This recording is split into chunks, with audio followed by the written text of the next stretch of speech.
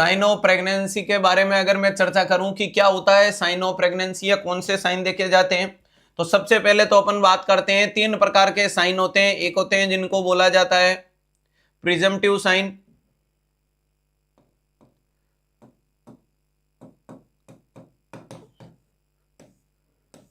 दूसरे होते हैं जिनको बोला जाता है प्रोबेबल साइन, और तीसरे होते हैं जिसको बोला जाता है ट्रू साइन।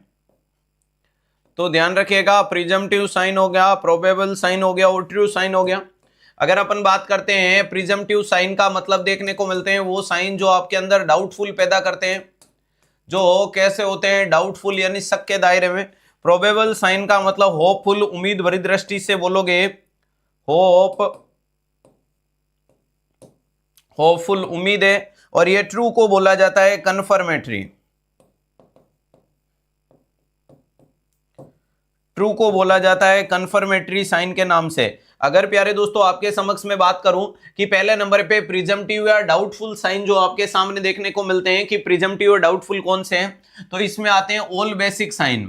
कौन से आते हैं तो ध्यान रखिएगा, ऑल बेसिक साइन। जितने भी बेसिक साइन होते हैं वो सारे के सारे किसमें देखने को मिलते हैं, तो इसी कंडीशन में आते हैं। बेसिक के अंदर नाम आता है एमनोरिया। एमनोरिया का मतलब फीमेल में मेंस्ट्रुएशन साइकिल का नहीं आना।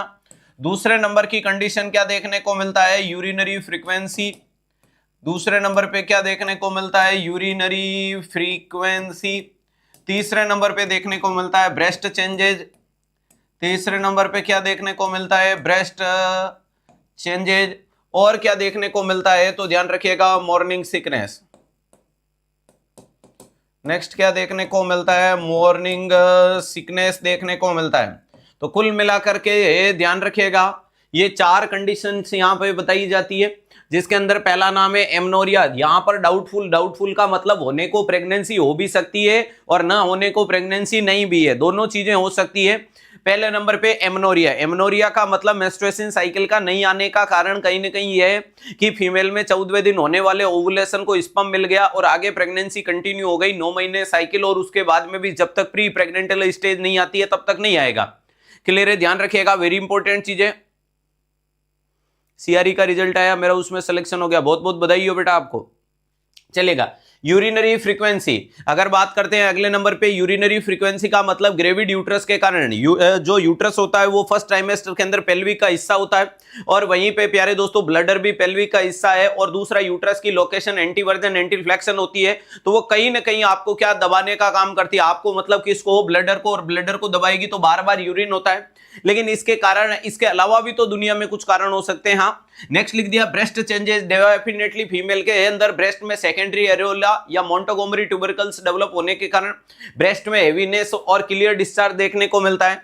और नेक्स्ट होता है मॉर्निंग सिकनेस। एचसीजी हार्मोन के कारण फीमेल को नोजिया, वोमिटिंग जैसे लक्षण देखने को मिलते हैं। यानी ये चारों चीजें बेसिक, बेसिक का मतलब दुनिया में हर एक फीमेल अगर प्रेग्नेंट होगी तो हर एक में ये चारों लक्षण तो आएंगे ही आएंगे।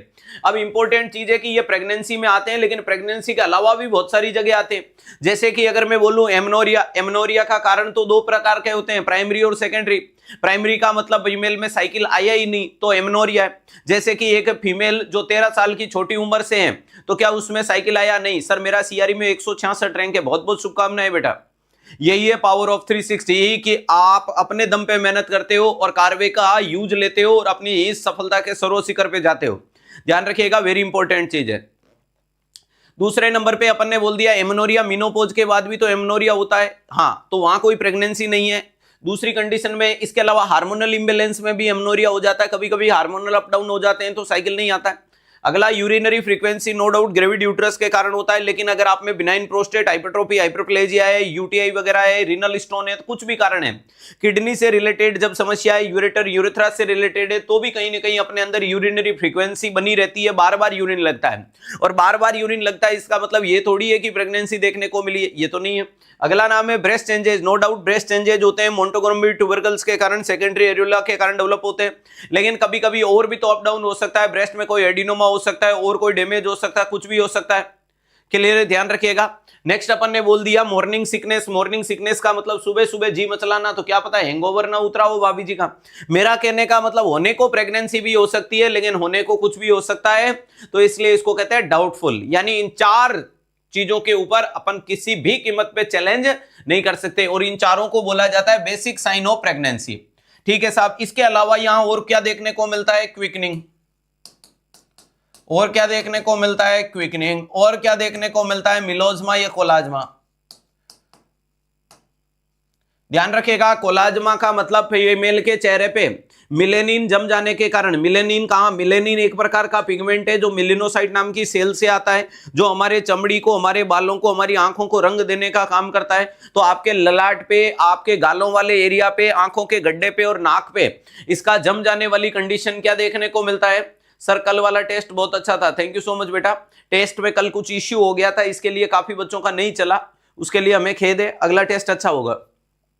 कोलाज्मा, कोलाज्मा की वाली कंडीशंस क्या देखने को मिली कि इसका चेहरे पे जम जाना बटरफ्लाई साइन है, लेकिन इसको बटरफ्लाई साइन का मतलब सिर्फ प्रेगनेंसी हो ये कोई जरूरी नहीं है। Quickening, first fetal movement felt by mother, 16 से 18 वीक जो बच्चा लिख रहा है वो वेल डन है।